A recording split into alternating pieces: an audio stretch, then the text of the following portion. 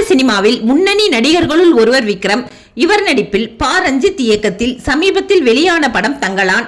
தான் ஒரு வெற்றி பெற்ற படத்தில் நடிக்கும் வாய்ப்பு இழந்தது பற்றி நினைவு கூர்ந்தார். அதாவது மணிரத்னம் இயக்கத்தில் வெளிவந்த பம்பாய் படத்தில் ஒரு முக்கிய கதாபாத்திரத்தில் நடிக்க முதலில் விக்ரம் தேர்வு செய்யப்பட்டதாகவும், ஆனால் இறுதி ஆடிட்டிங் நடக்கும் போதுதான் ஒரு தவறு செய்ததால் அந்த படத்தில் நடிக்கும் வாய்ப்பை தவறவிட்டதாகவும், இறுதியில் அந்த கதாபாத்திரத்தில் நடிக்கும் வாய்ப்பை அரவிந்த் சாமிக்கு கிடைத்தது என்றும் கூறியுள்ளார்.